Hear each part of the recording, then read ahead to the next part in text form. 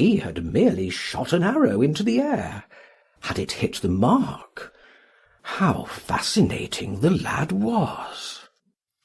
Hallward painted away with that marvellous bold touch of his, that had the true refinement and perfect delicacy that in art, at any rate, comes only from strength. He was unconscious of the silence. "Basil, I'm tired of standing," cried Dorian Gray suddenly. "I must go out and sit in the garden. The air is stifling here." "My dear fellow, I am so sorry. When I am painting I can't think of anything else. But you never sat better. You were perfectly still, and I have caught the effect I wanted. The half-parted lips, and the bright look in the eyes. I don't know what Harry has been saying to you, but he has certainly made you have the most wonderful expression. I suppose he has been paying you compliments. You mustn't believe a word that he says." "He has certainly not been paying me compliments. Perhaps that is the reason that I don't believe anything he has told me." "You know you believe it all," said Lord Henry, looking at him with his dreamy, languorous eyes. "I will go out to the garden with you. It is horribly hot in the studio. Basil, let us have something iced to drink, something with strawberries in it." "Certainly, Harry. Just touch the bell, and when Parker comes I will tell him what you want. I have got to work up this background, so I will join you later on. Don't keep Dorian too long. I have never been in better form for painting than I am today. This is going to be my masterpiece. It is my masterpiece as it stands." Lord Henry went out to the garden, and found Dorian Gray burying his face in the great cool lilac blossoms, feverishly drinking in their perfume as if it had been wine. He came close to him, and put his hand upon his shoulder. "You are quite right to do that," he murmured. "Nothing can cure the soul but the senses, just as nothing can cure the senses but the soul." The lad started and drew back. He was bareheaded, and the leaves had tossed his rebellious curls, and tangled all their gilded threads. There was a look of fear in his eyes, such as people have when they are suddenly awakened. His finely chiselled nostrils quivered, and some hidden nerve shook the scarlet of his lips, and left them trembling. "Yes," continued Lord Henry, "that is one of the great secrets of life, to cure the soul by means of the senses, and the senses by means of the soul. You are a wonderful creation. You know more than you think you know, just as you know less than you want to know." Dorian Gray frowned and turned his head away. He could not help liking the tall, graceful young man who was standing by him. His romantic, olive-coloured face and worn expression interested him. There was something in his low, languid voice that was absolutely fascinating. His cool, white, flower-like hands even had a curious charm. They moved as he spoke like music, and seemed to have a language of their own. But he felt afraid of him, and ashamed of being afraid. Why had it been left for a stranger to reveal him to himself? He had known Basil Hallward for months, but the friendship between them had never altered him. Suddenly there had come someone across his life who seemed to have disclosed to him life's mystery. And yet, what was there to be afraid of? He was not a schoolboy or a girl. It was absurd to be frightened. "Let us go and sit in the shade," said Lord Henry. "Parker has brought out the drinks, and if you stay any longer in this glare you will be quite spoiled, and Basil will never paint you again. You really must not allow yourself to become sunburnt. It would be unbecoming." "What can it matter?"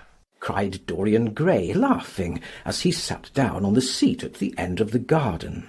"It should matter everything to you, Mr. Gray." "Why?" "Because you have the most marvellous youth, and youth is the one thing worth having."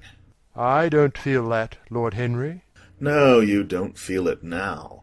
Some day, when you are old and wrinkled and ugly, when thought has seared your forehead with its lines, and passion branded your lips with its hideous fires, you will feel it. You will feel it terribly. Now, wherever you go, you charm the world. Will it always be so? You have a wonderfully beautiful face, Mr. Gray. Don't frown. You have. And beauty is a form of genius, is higher indeed than genius, as it needs no explanation. It is of the great facts of the world, like sunlight or springtime, or the reflection in dark waters of that silver shell we call the moon. It cannot be questioned. It has its divine right of sovereignty. It makes princes of those who have it. You smile? Ah, when you have lost it, you won't smile. People say sometimes that beauty is only superficial. That may be so, but at least it is not so superficial as thought is. To me, beauty is the wonder of wonders. It is only shallow people who do not judge by appearances. The true mystery of the world is the visible, not the invisible. Yes, Mr. Gray, the gods have been good to you, but what the gods give they quickly take away. You have only a few years in which to live really, perfectly, and fully. When your youth goes, your beauty will go with it, and then you will suddenly discover that there are no triumphs left for you, or have to content yourself with those mean triumphs that the memory of your past will make more bitter than defeats. Every month, as it wanes, brings you nearer to something dreadful. Time is jealous of you and wars against your lilies and your roses. You will become sallow and hollow-cheeked and dull-eyed. You will suffer horribly. Ah, realize your youth while you have it. Don't squander the gold of your days, listening to the tedious, trying to improve the hopeless failure, or giving away your life to the ignorant, the common, and the vulgar. These are the sickly aims, the false ideals of our age. Live! Live the wonderful life that is in you. Let nothing be lost upon you. Be always searching for new sensations. Be afraid of nothing. A new hedonism. That is what our century wants. You might be its visible symbol. With your personality, there is nothing you could not do. The world belongs to you for a season. The moment I met you, I saw that you were quite unconscious of what you really are, of what you really might be. There was so much in you that charmed me that I felt I must tell you something about yourself. I thought how tragic it would be if you were wasted. For there is such a little time that your youth will last, such a little time. The common hill-flowers wither, but they blossom again. The laburnum will be as yellow next June as it is now. In a month there will be purple stars on the clematis, and year after year the green night of its leaves will hold its purple stars. But we never get back our youth. The pulse of joy that beats in us at 20 becomes sluggish. Our limbs fail, our senses rot. We degenerate into hideous puppets, haunted by the memory of the passions of which we were too much afraid, and the exquisite temptations that we had not the courage to yield to. Youth! Youth! There is absolutely nothing in the world but youth. Dorian Gray listened, open-eyed and wondering. The spray of lilac fell from his hand upon the gravel. A furry bee came and buzzed round it for a moment, then it began to scramble all over the oval stellated globe of the tiny blossoms. He watched it with that strange interest in trivial things that we try to develop when things of high import make us afraid, or when we are stirred by some new emotion for which we cannot find expression, or when some thought that terrifies us lays sudden siege to the brain and calls on us to yield. After a time the bee flew away. He saw it creeping into the stained trumpet of a Tyrian convolvulus. The flower seemed to quiver, and then swayed gently to and fro. Suddenly the painter appeared at the door of the studio, and made staccato signs for them to come in. They turned to each other and smiled. "I am waiting," he cried. "Do come in. The light is quite perfect, and you can bring your drinks." They rose up and sauntered down the walk together. 2 green and white butterflies fluttered past them, and in the pear tree at the corner of the garden a thrush began to sing. You are glad you have met me, Mr. Gray, said Lord Henry, looking at him. Yes, I am glad now. I wonder, shall I always be glad? Always. That is a dreadful word. It makes me shudder when I hear it. Women are so fond of using it. They spoil every romance by trying to make it last forever. It is a meaningless word, too. The only difference between a caprice and a lifelong passion is that the caprice lasts a little longer. As they entered the studio, Dorian Gray put his hand upon Lord Henry's arm. In that case, let our friendship be a caprice, he murmured, flushing at his own boldness, then stepped up on the platform and resumed his pose. Lord Henry flung himself into a large wicker armchair and watched him. The sweep and dash of the brush on the canvas made the only sound that broke the stillness, except when now and then Hallward stepped back to look at his work from a distance. In the slanting beams that streamed through the open doorway, the dust danced and was golden. The heavy scent of the roses seemed to brood over everything. After about a quarter of an hour, Hallward stopped painting, looked for a long time at Dorian Gray, and then for a long time at the picture, biting the end of one of his huge brushes and frowning.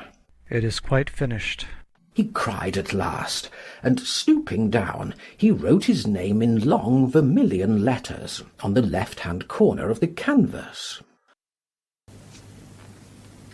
It's done. No more, as I thought. It's quite done, just now. My dear fellow, you must be over the moon. It's the most brilliant modern portrait I've ever seen. It really is. Mr. Gray, come over and look at yourself. Is it really finished? It's quite finished. Yeah, I didn't think we'd do anything today. Oh, darling, I can't tell you how grateful I am. It's as if it's done itself. That's entirely due to me, isn't it? Dorian, what is it? Don't you like it? Well, of course he likes it. Who wouldn't? I'll give anything you like to ask for it, Basil. I must have it. It's not my property, Harry. Then whose property is it? Dorian's, of course. He's a very lucky fellow. This picture will always remain young. It will never be older than this particular day in June. If only it could grow old instead of me. I would give my soul for that. You'd hardly care for such an arrangement, would you, Basil? Rather hard lines on your work. I should object very strongly. I'm sure you would, Basil. You like your art better than your friends. I'm no more to you than one of your green bronze figures. Not as much, I should think. Dorian, don't say things like that. No, your picture has taught me. Lord Henry Wotton is perfectly right. When I do find I am growing old, I shall simply kill myself. Dorian, listen, I've never had such a friend as you. You tell me that you could be jealous of material things in such a way? You're finer than any. Yes, I'm jealous of that portrait. Why should it keep what I lose? Every moment it takes something from me. Why did you paint it? So that one day I shall be mocked by it? Harry, this is your doing. It is the real Dorian Gray, that's all. It is not! But then if it is not, what has it to do with me? No, I can't quarrel with my two best friends at once. You know, between you, you've made me hate the finest piece of work I've ever done. Well, it's only colour and canvas. I won't let it cut across our lives. I'll destroy it. Don't, Basil, don't! It would be murder. You appreciate my work? I was beginning to doubt it. Appreciate it? It's part of myself. I feel it. Well, when you're dry, you shall be varnished, framed, and sent home. I wish you two wouldn't squabble over that picture. You'd much better let me have it, Basil.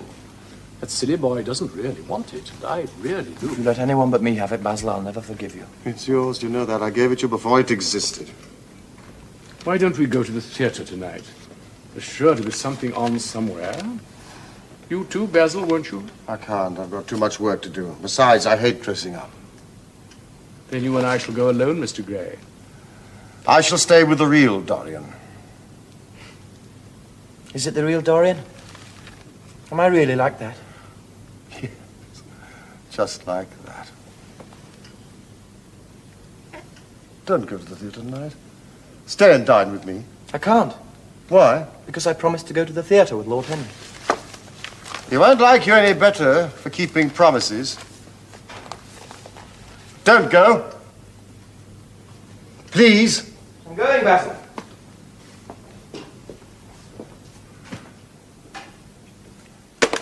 Very well. Then goodbye, Harry. Goodbye, Dorian. Come and see me soon. Come tomorrow. Certainly. You won't forget. No, of course not. I'll remind him. My handsome's outside, Mr. Gray. I can drop you off at your place. Goodbye, Basil. It's been such an interesting afternoon.